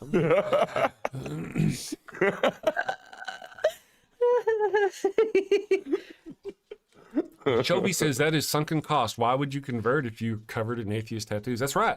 Why would a preacher leave his faith even though he realized God was not real? Whenever all his bills are paid by the church, they provide his housing. So many pastors out there are still locked into their church, even though they don't believe. And you thinking me having tattoos, you know how it would be too easy to turn these into little Jeebus tattoos. Or to get them removed. If I were to find God, Having tattoos is not what's going to stop me. It's not like I sit going, oh man, I would switch over to Jesus if only it weren't for these damn tattoos. What the hell, man? That's probably the stupidest thing I've seen. I'm not saying you're stupid. I don't do that, right? I don't call people stupid to your face. I'm just saying that's stupid to think that these tattoos I already have. Yeah. Yeah. Yeah, we can, he's definitely, he's trolling hard now. This is somebody. It has to be somebody. Oh, yeah. That's when I stopped paying attention, but they've been around. Who cares? We don't care. Yeah. We don't need no stinking badges. We don't need no stinking badges. Let's see. Miss Non Sequitur says his profile is a month old and obviously one of our regulars. I'm thinking, no, I don't think it's Dane. No, I think, but a month old is good enough for me. So if you feel like it, because we have like a 6-month rule, really, especially if they're antagonists and they're, it's the same guy. It's Master Bader, Master Pastor Bader, Dean, Master Pastor, the same guy who comes and goes. That's why I was, and the monkey is, yes, there we go. Katie Dotson. Good morning, Katie Dotson. Thank you for joining us today. Sapphic says, once you hang out with kinky people, you quickly use your threshold for what fetishes are. Yeah. That's true. When you walk around with your kink hanging out, you kind of learn not to judge other people's kinks. Hey, I'm just don't saying. judge a kink by its length. That's right. Whoa. Whoa. Or girth. I'm just saying. I'm not saying. I'm just saying. Oh, man. Jesse Bear says, if you can think of it, there's a kink for it. It's one of those sayings. Yeah. Everything's a dildo if you're brave enough. True. Yeah. Well, according to American Pie, that works the other way, too. That's true. That's true. I mean, I've put my dick in places I wouldn't put my fingers. Yes. I identify with this statement. Ain't nothing coming back from that, but I'll try it. I'm sorry. I'll be okay. Oh, maybe. Man. The rest of you may need therapy. Just standing by. Okay, let me go ahead. Do we have, I think I'll run a thing, but it's about time for Ryan to go do that voodoo that Ryan does so well. I think, right? Is it getting close? Because you got traffic. Yeah, I did not check this morning to see how bad it was, if it's any different. Okay. So I probably should leave in like 5 minutes. Just to be No safe. worries. Just to be safe. Bill Castle says we're out of control. We are. And out of focus. Man. My camera's not focused on me. It's focused on my microphone. Ooh. I'm jealous. I put it on autofocus and it was doing a great job. Now, do you see me? No. Jealously jealous. I'm jellical. That's all right. It's too late now. Yep. Fist bump. Yes, don't forget to subscribe to Ryan's channel. I've been dropping some of those fancy videos Subscribe that you guys to my make. channel. People love it. Yes. Subscribe to my channel. Oh, that is dope. That is so cool. fun with the fun. That is awesome. Let me get that out of there and that out of there. Okay. So what so mommy says, like the guy who had a mason jar get stuck up there and it shattered. Let's see. Never put anything in there without a flare base in your behind is the rule all must live by unless you want an X-ray online. That's a great point. Great thing to know. Great thing. Or something to tie it to, like a string or. There you go. Got to tie it in somehow. Pull that sucker back out. Whatever you do. Avoid bowling pins. Let's see, what else? Personal experience says 2-liter bottles. Oh my Lord. Yeah. Oh man. Bikers on I'm bikers. funny so much. I can't help myself. I'll be okay. Yeah, there must be certain objects that are more typical. Yeah. I'd guess. Yeah. There's rules. I'm sure there's rules. I bet you perfume bottles. A flared bass. That's what all the EMTs say on the TikToks. Is what Jesse Bear says, or dyslexics. Well, no, it was Jesse Bear. Somebody said Jesse, it. yeah. Ouch. Um. Oh, I remember that was Steve-O. Oh no. Steve-O, what do you do? No. That doesn't sound fun. Yeah, I don't know why he did that. Oh. Well, I mean, I know why he did it, but Oh, yeah. These people aren't. Remember that thing about not being smart? But hey, if you're gonna stick something up there, Get paid for it. be smart. Oh, I guess be paid for it. Yeah. Check out our OnlyFans to see my bowling pin episode. I think that would make some money. I think. oh yeah, Yeah, that's interesting. it may not oh my cover God. the medical costs, but It may not. That's true. It might. not in America. I'd have to take my butt plug to Mexico. At that moment, On the is plane. does that what kind of porn is that goes really dark? Is it like it's not smut? It's another word for snuff. Is that Oh, yeah, snuff yeah, at yeah, that yeah. moment where you're doing No, that? only if it bad. I kills think you. that's normal porn, actually. Yeah, Yeah. Yes. Bill Kessel says, "My butt exit only, no entrance." I think that's a haiku. It's a poem of some kind.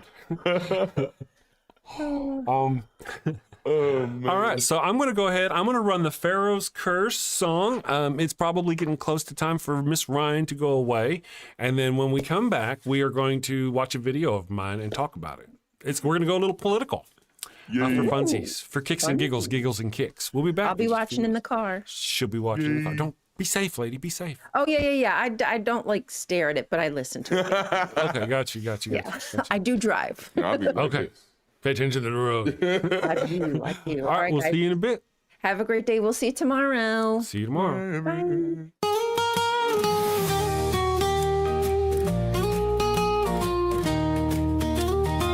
Mi burrito es tan bueno, it burns when I pee.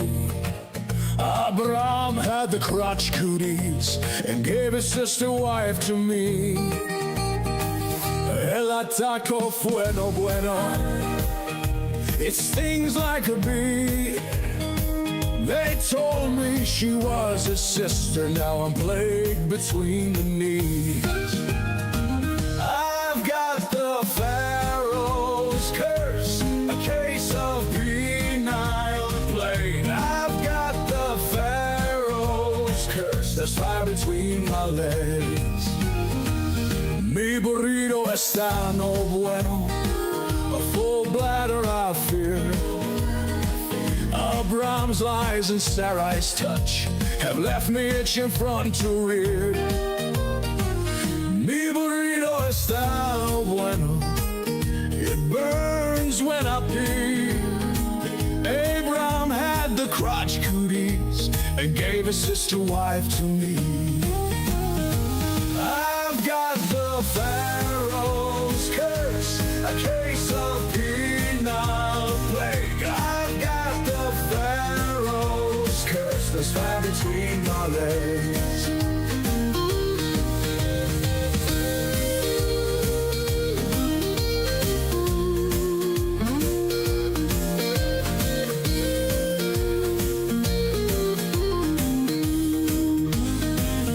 Mi burrito está no bueno, a full bladder I fear.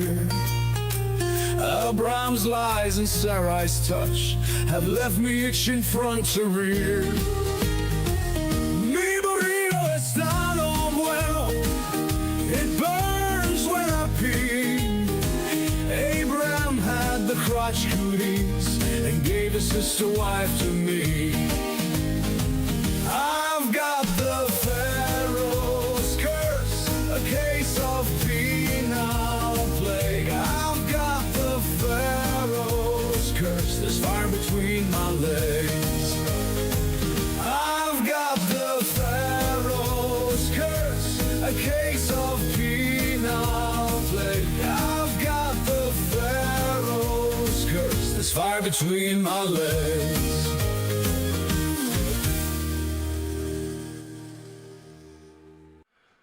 Oh, yeah.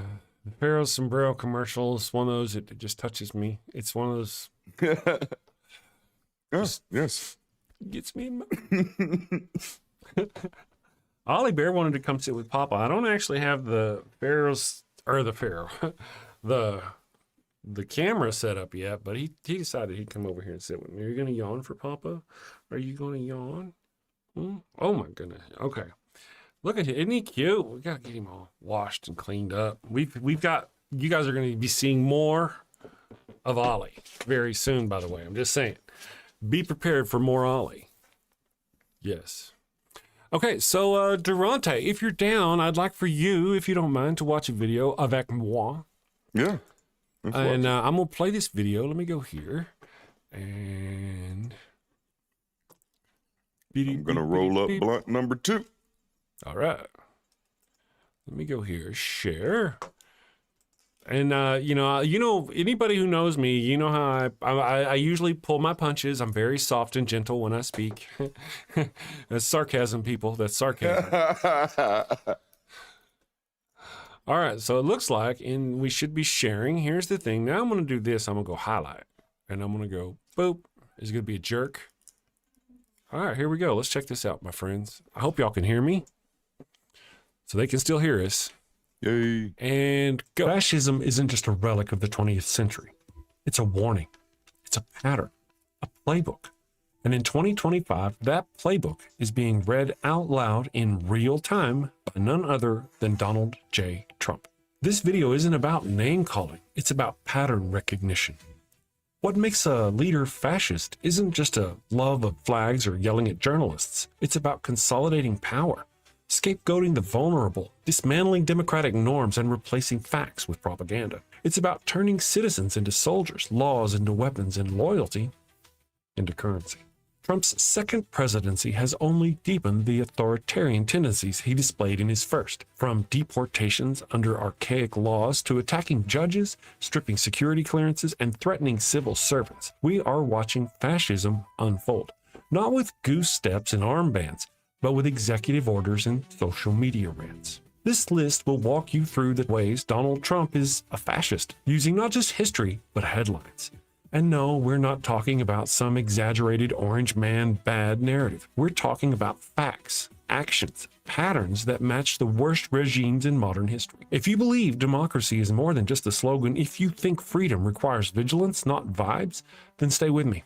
This is not just a warning, it's a wake-up call, and we are way too late in waking up. One of the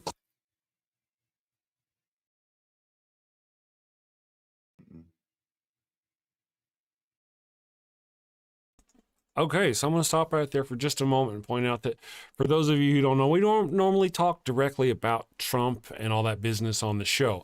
But there's some obvious things that are just obvious. I want to post a link real quick for those of you. Also, what I've got is I've got 2 channels. I've got the Daily Atheist Morning Show. Most of the time, I don't post this kind of material on here. I did today, and I might continue off and on to post variations of it. But I've got another channel. It's let me post a link here in the chat. Let's see. YouTube.com/damnChrisMallard. If you're not subscribed, pop over there and subscribe. And that's where I'm going to be dropping the majority of my political nutbaggery. Most of the time we talk religion. That'll primarily focus here. But as I grow that channel, I'll start dropping more things exclusively over there. So for political content. So back to this real quick. Let's go here and highlight it again. Clearest signs of fascism is the emergence of a cult of personality. Donald Trump doesn't just lead the MAGA movement, he is the MAGA movement. His followers don't just chant policy, they chant his name. His face is on flags, bumper stickers, bobbleheads, and even literal golden statues. And in his second term, it's only intensified. He no longer tolerates dissent at all. He eradicates it. Disloyal Republicans are purged from leadership. Critics within the GOP face primary challenges fueled by Trump's endorsement. Former allies like Liz Cheney, Mike Pence, and even military officials are branded as traitors, while sycophants are elevated regardless of competence. He's made himself a messianic figure to his base, His social media posts claim persecution on behalf of the people. His rallies are less political events and more revivalist cult meetings, and every attack on him is framed as an attack on America itself. This is classic fascism. Mussolini did it, Hitler did it, Kim Jong-un does it. When one man becomes the identity of the state, democracy dies. It's no longer about governance, it's about worship. Trump's personality cult has effectively replaced the GOP's platform with loyalty pledges, and we've only just begun his second term. This isn't politics as usual. It's a populist cult with authoritarian teeth, and it's dangerous. A free press is a dictator's worst nightmare. That's why fascists always go after journalists, and Trump has done exactly that. From calling the media the enemy of the people to praising violence against reporters, he spent years delegitimizing truth tellers and replacing them with propaganda. In his second term, the attacks have escalated. Lawsuits have been weaponized against critical media outlets. Press credentials for unfavorable journalists are being revoked. Government agencies are being instructed to treat hostile coverage as a national security risk. Trump's media machine, now spread across Truth Social, compliant right-wing outlets, and unofficial surrogates, relentlessly amplifies lies and disinformation. Dissenters are smeared, whistleblowers are hunted, investigative reporters are facing growing threats, both legal and physical. This isn't just press bashing, it's a systematic effort to replace facts with loyalty, and it works. So let me just at this point kind of go here and ask, am I wrong?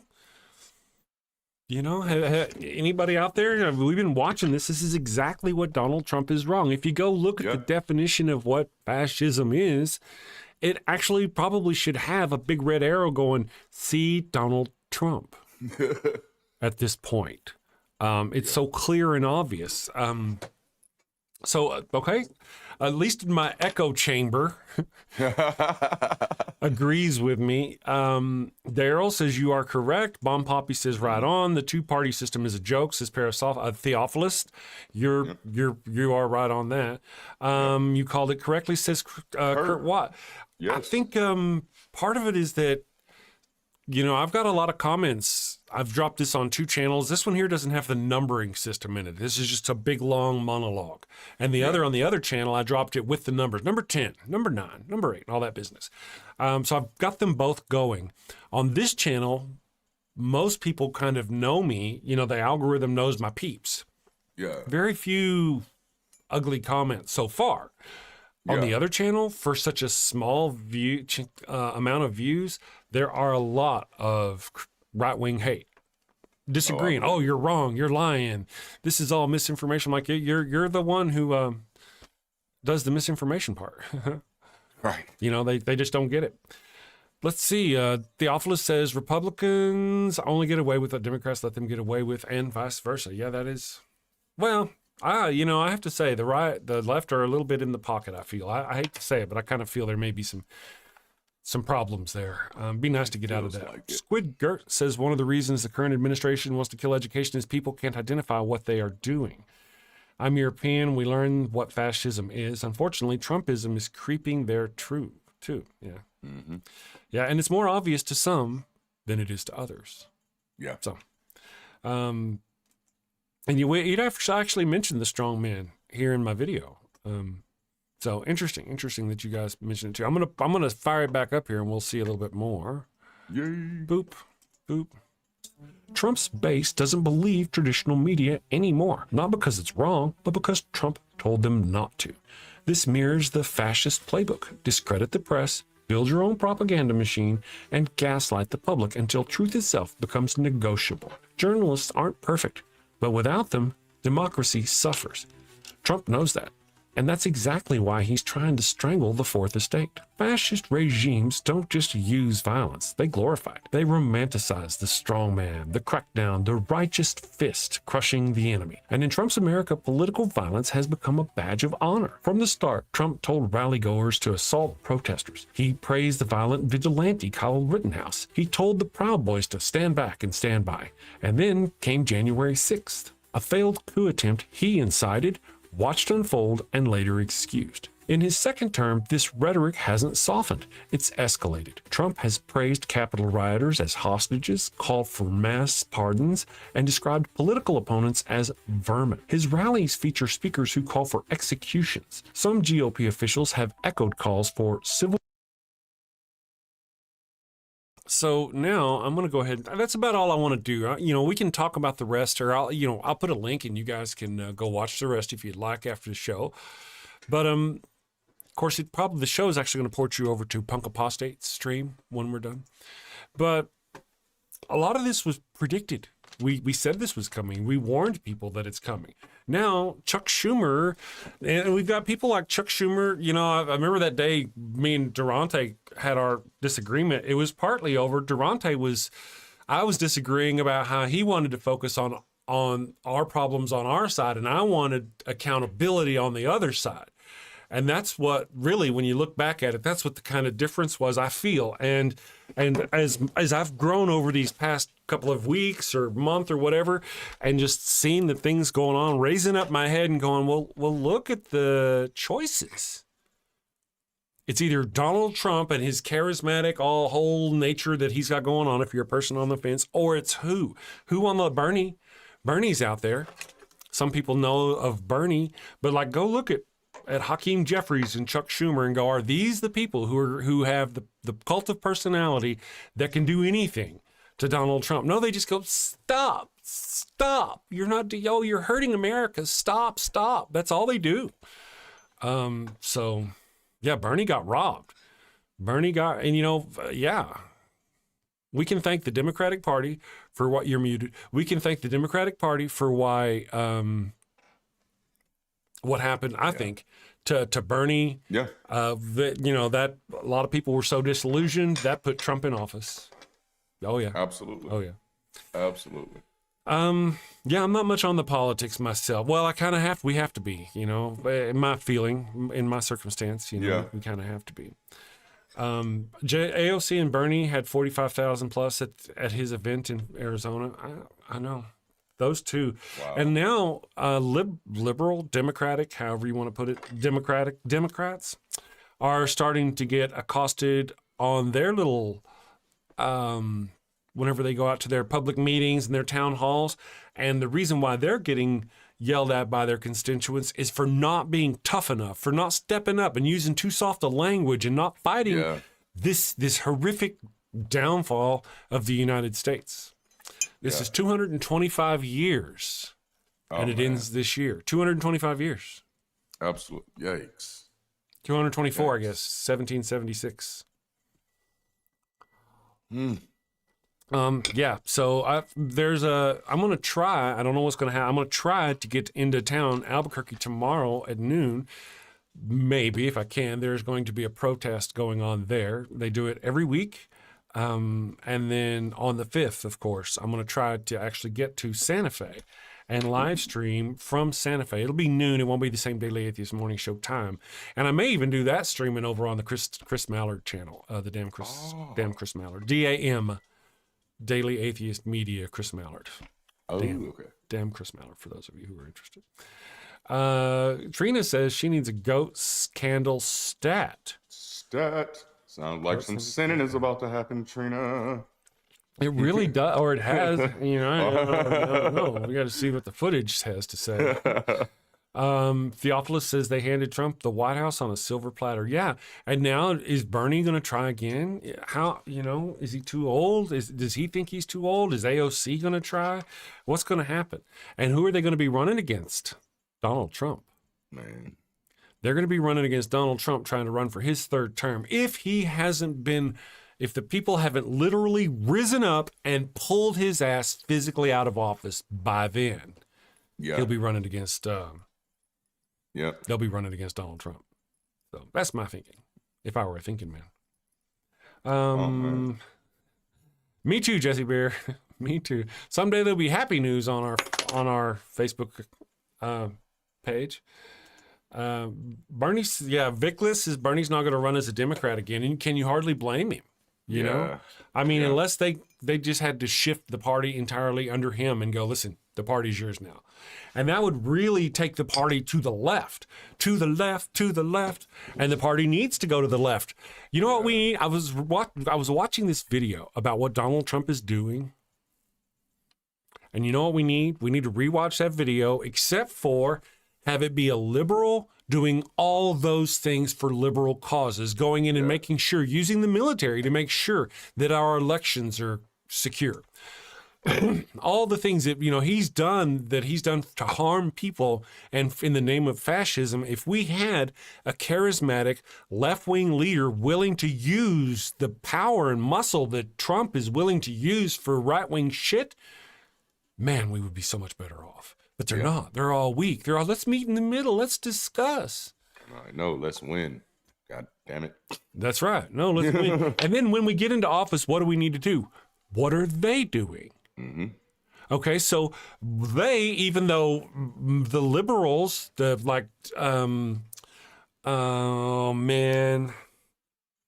Cheney and stuff like that, they investigated Trump because Trump was a crook, because he was a criminal. Trump is going after everybody. Well, if we get back into office, we need to go after all of these conservatives who've been complicit and get them out of office and put their asses in jail and try them for the crimes that they're... But our guys don't do that. When we get back into office, we kind of mitigate and make everything, you know, try to find the middle. And the middle's gone so far to the right that, you know, anyway. Let's see here. Screw bipartisan at this point. Yes. We need a hard left shift. And we need some people on the left who can't be bought with money, dollars, and who are willing to say, fuck you, you're a fascist, you're not going to destroy our democracy, and this is how you're being a fascist, and expose these authoritarian assholes for the authoritarian assholes they are. Instead of these light-fisted, left-wing, stop. That's all they do. They don't actually do anything. I'm just saying. How do I really feel? Wishmaster, do you see how your consciousness is body level? Not talk to me. Let's see. Trina says, that's why I keep saying the Democrats are a strong group if they really put their minds and efforts to it. Yeah. Yep. And then sometimes we focus on fighting for the wrong causes and put too much effort toward it. We're just a messed up group. We need their kind of organization. We need organization. Their kind of confidence, willingness to just go do that shit that needs to be done. No more neo-lib, it stop working in the night. Yeah, I mean, we need like an aggressive left-wing party. They have no idea whenever they say this extreme left, they have no idea. Nope. But they're going to keep pushing it, and they're going to find out sooner than later, it looks like. Lost Explorers Guild says we must first get money out of politics and end Citizens United and the legal bribery. Until then, we're fucked. That's true. And we also need to make it illegal to use misinformation in campaigns. In campaigns for public office, we need to make it illegal because that would end the Conservative Party. Oh, yeah. If every time one of them posted misinformation, that candidate literally faced some jail time. Yep. That's my thinking anyway. Inbred Judge, good morning. Looky, I hath arrived. It's nice to see you. Where you been, man? I mean, like, you stalk my Discord. You never say hi. You never pat my butt as I walk by. Good to have you this morning. Good to have you. Kurt Watt says we need to shut down the wealth pipeline, taking money from the masses and concentrating it with billionaires. And what the hell is up with Elon Musk? He's not an employee of the government. He's not an elected official. He's not an American citizen. Why the hell is he leading this organization, this branch of the government, this department, and destroying our government and hurting so many Americans? Why? Mm-hmm. Vladimir Putin and Donald Trump. So that's my thinking. It bears saying, so I guess I'm finally looking for accountability in the right place. Yeah. Rather than just in the eyes of the other team. Yeah. Going, hey man, we could be doing shit better on our side too. So well, at this moment we have to, or it's over. Period. Oh yeah. Yeah. If we don't stand up now and actually fight and actually like fight to win, it's game over. And that's just not great. That's true. That is true. All right, man, I'm going to go ahead and wrap this one up. The evil one is here. I'm going to go get fed. I smell something stinks really good coming out of the kitchen. And I'm going to go gnaw upon it. Maybe. Don't forget, April 5th, nationwide. Go to your state capitals and protest around noonish, I believe. Check it out on the web. My friends, let me read our super chats back. Thank you for everyone who supported the show today. Yay. Jesse Bear for $2 said April 5th, nationwide, 50501 at every state capital. Yay. Muttley for £5 says, pardon me, see how one little lie gets out of hand and causes drama. Talking about Mary and Joseph. Oh, yeah. About the Immaculate Conception. And then Deconstruction Zone said for $4.99, God giving Mary the shekel shot while betrothed to Joseph was a violation of Deuteronomy 22 laws. Jesus couldn't be a priest or king because of Deuteronomy 23:2. And I got to say, that's one I'm going to remember because I'm going to be using that in future discussions. All right, everyone. Thank you, Darante, for joining me today. Thank you, Chris. And, of course, thank you, Ryan. Hopefully she's out there listening and stalking us safely from her car. And we'll see you guys tomorrow. And all you other wonderful people, sin safely, my friends. Take care. Got a house that smells like old cheese and shame. Father Flanagan's flesh candles change the game. Goat-scented thrills for your soul's delight. Light it up, baby, make your room right. When you've sinned and need to atone, light a candle and avoid the stone. Smell the goat in a holy zone. Father Flanagan, here to set the tone. Confession booths, busy, no need to stress. Light a candle and forget your mess. Gross odors vanish like sins in the wind. With each wick, guess who's your new best friend? When you've sinned and need to atone, light a candle and avoid the stone. Smell the goat in a holy zone. Father Flanagan, here to set the tone. Lambs and calves may have their day, but goat's the scent that leads the way. Clean your slate with a sniff so pure. Father Flanagan's got the cure.